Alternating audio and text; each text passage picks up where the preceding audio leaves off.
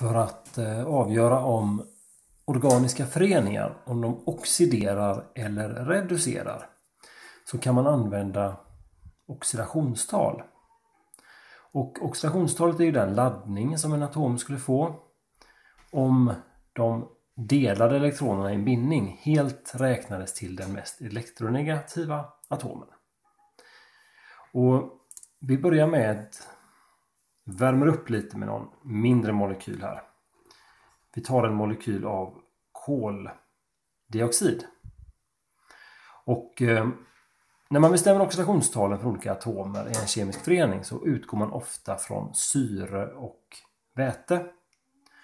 Och syre har ju 6 valenselektroner, vilket gör att den drar till sig 2 och får då vanligtvis i kemiska föreningar så får syre oxidationstalet -2. Och eftersom vi har 2 syreatomer, om varje syreatom är -2, vi har 2 syreatomer, ger det oss tillsammans en laddning på -4 för de här 2. Och om man då tänker att den här molekylen, den ska vara helt oladdad, koldioxiden.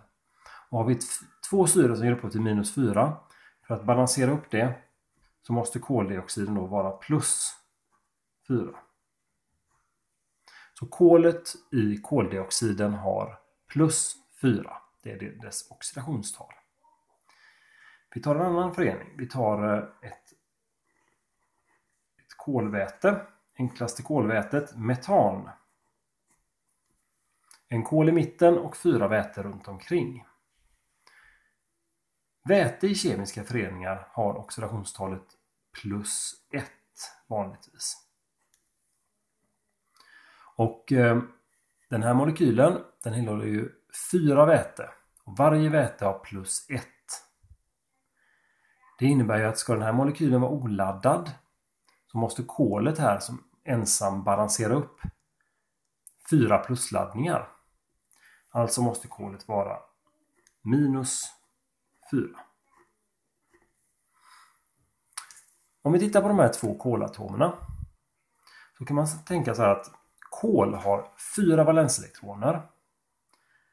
Det innebär att den kan aldrig ta upp mer än 4 elektroner och den kan aldrig avge mer än 4 elektroner. I det här fallet, en kol med 4 elektroner som har avgett alla 4 blir då +4. En sån kolatom då anser man vara, den är fullt oxiderad. Den har avgett alla sina 4 elektroner. Inte avgett, men den delar med någon som drar till sig elektronerna som drar dem till sig. Så man kan se det som att den nästan har avgett. Så det här är ett maxoxiderat kol. +4, det är det högsta möjliga oxidationstalet för kol. Om vi då har 4 valenselektroner på kol så betyder det att den kan också maximalt då ta upp 4. Då får den 8. Och en kolatom som har tagit upp 4 elektroner får då laddningen, oxidationstalet -4. Och den föreningen, den är då en maxreducerad förening. Den har alltså tagit upp maximalt med kolatomer, eller med elektroner. Och skillnaden mellan de här 2 ämnena, det är att den här är alltså väldigt elektronrik och den är elektronfattig. Den som är elektronrik, det här är ett energirikt bränsle. Det är metan. Man kan köra bilar, man kan elda kraftverk. Och tänder vi på det så exploderar det. Och energin, den hittar du i elektronerna. Så ämnen med mycket elektroner som kan avges är energirika. Och när allting har brunnit upp eller exploderat, det som kommer ut ur avgasröret, blir det koldioxid som är väldigt elektronfattigt. Och då därmed också energifattigt. Vi tittar på en lite större molekyl. Vi tar en molekyl som ser ut så här.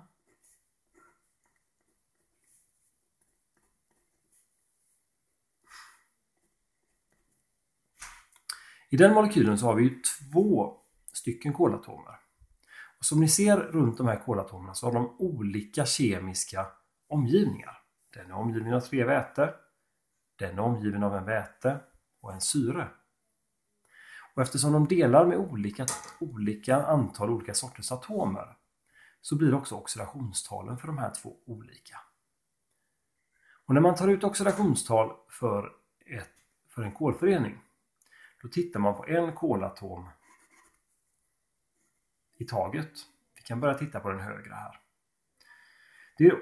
Om man ser då att de binder till varandra, men eftersom det är samma grundämne så har de samma elektronegativitet. Det betyder att de här två atomerna, de två kolatomerna, de delar elektronerna helt lika i den här bindningen.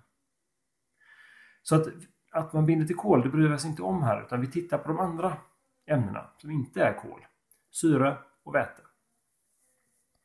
Vi sa ju att syre i kemiska föreningar har oxidationstalet -2. Väte i kemiska föreningar har oxidationstalet +1. Och om man tänker då att det här partiet ska vara ett oladdat parti. Syre är -2, väte är +1. Det ger oss en totalladdning på de här syre och väte på -1. Och för att balansera upp -1 så måste kolet då ha +1 i oxidationstal. Tittar vi på det andra kolet så ser vi här återigen väte +1.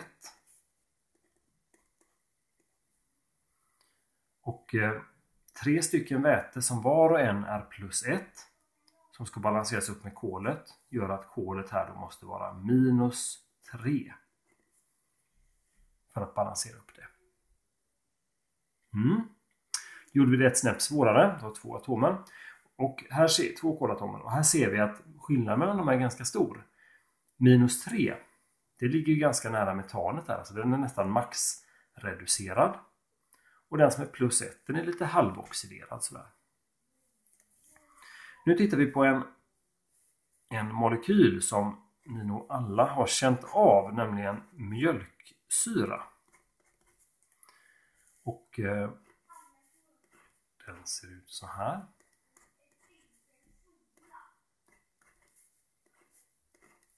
Den bildas ju i musklerna, men musklerna inte får tillräckligt med syre utan